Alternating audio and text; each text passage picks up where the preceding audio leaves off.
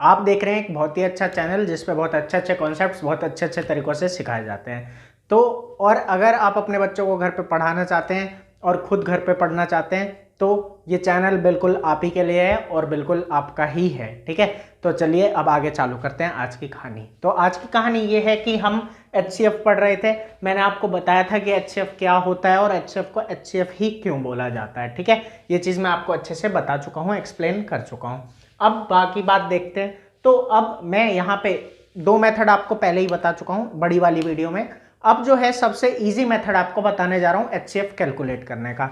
तो अगर हमसे पूछा जाता है जैसे कि HCF of 6 and 8, HCF of 6 and 8, तो सबसे आसान तरीका यही है कि क्या करना है, हमें बड़े वाले को ठीक है छोटे से डिवाइड कर देना है। बड़े वाले को छोटे से डिवाइड कर देना है। यहाँ मैंने लिखा 8, ठीक है, यहाँ लिखा 6, ठीक है, इसको डिवाइड करेंगे तो ये आएगा 6 1 जा 6, फिर बचेगा क्या 2, ठीक है, ये 2 बच गया। अब यहाँ पे हमें ये करना है कि ये जो 6 है ना, जो यहाँ पे 6 था, इसको 2 से डिवाइड कर देना है। इसको किससे डिवाइड कर देना है? 2 से। मतलब ये उठ के कहाँ आ गया?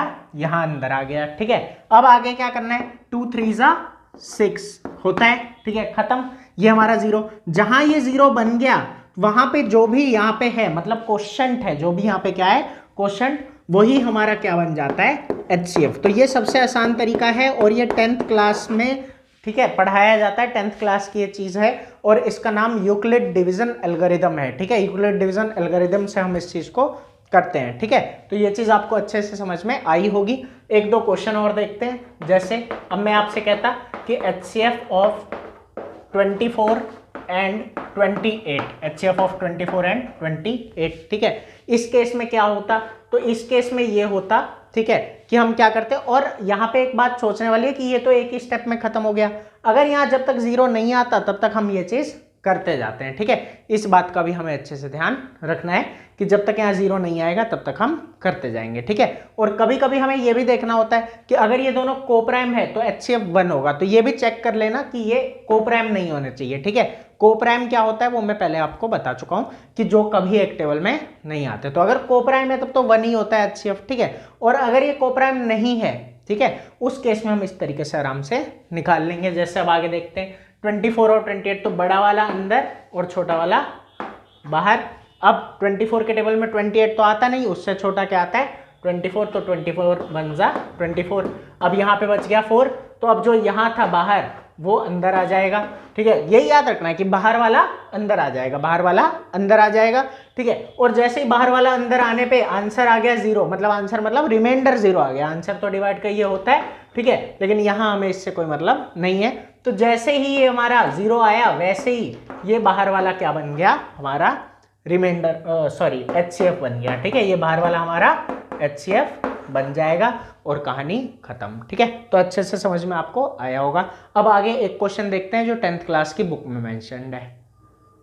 तो बुक में जो क्वेश्चन मेंशन है एक, वो ये वाला है। जैसे हम क्या करते हैं कि 42 और 455, ये हमारा क्वेश्चन है बुक के अंदर। ठीक है, अब क्या करना है, देखो बोला मैंने कि छोटा वाला बाहर आ जाएगा, ऐसे भी याद रख सकते हैं। ठीक है, आप थोड़ा रट्टे के वे में करते हैं कि क्या करना है, छोटा वाला बाहर, बड़ा वाला अंदर, छोटा वाला बाहर, बड़ा वाला अंदर, फिर इससे इसको क्या करना है? डिवाइड। अब जब डिवाइड करेंगे ना तो ये देखेंगे 42 इंटू जब 10 करेंगे, 42 इंटू 10 तो आएगा 420।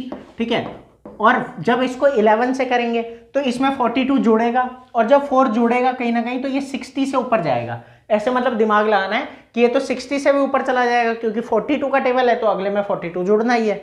आपको 11 का निकालना भी नहीं पड़ेगा, सीधा पहले आप 10 का सोच सकते हैं, 5 का सोच सकते हैं, ऐसे सोचना है। ठीक है, तो देखो क्या करना है। अब 420 आया, ठीक है, या नॉर्मल जैसे हम टेबल लिख के करते हैं वैसे भी कर सकते हो। तो अब बात यहाँ पे ये है कि यहाँ पे 10 आ गया तो ये बन गया 420। ठीक है, अब यहाँ पे क्या आ जाएगा? 35। ठीक है, ऐसे याद रखना है। अब देख कैसे याद रखा? बड़ा अंदर और छोटा बाहर। कैसे याद रखना है? बड़ा अंदर, छोटा बाहर। और उसके बाद क्या करना है, फिर जो बच रहा है तब क्या होगा कि बाहर वाला अंदर, बाहर वाला अंदर। ठीक है, एक बार और बोल देता हूं। मैंने ये बोला कि बड़ा अंदर, छोटा बाहर, फिर कुछ बचने के बाद वो बाहर वाला अंदर, बाहर वाला अंदर। अब जैसे 35 और 42 है तो 35 2 जा तो 70 होता है, तो हम वो नहीं लेंगे। 35 1 जा, फिर क्या आया? 35 आया। ठीक है, अब यहाँ पे क्या बचेगा 7। तो बोला कि बचने के बाद बाहर वाला अंदर, बाहर वाला अंदर, ऐसे स्टेपिंग याद रखनी है, ठीक है, कि पहले बड़ा अंदर छोटा बाहर, बड़ा अंदर छोटा बाहर, और फिर उसके बाद अगर कुछ बच गया तो बाहर वाला अंदर, बाहर वाला अंदर, ठीक है।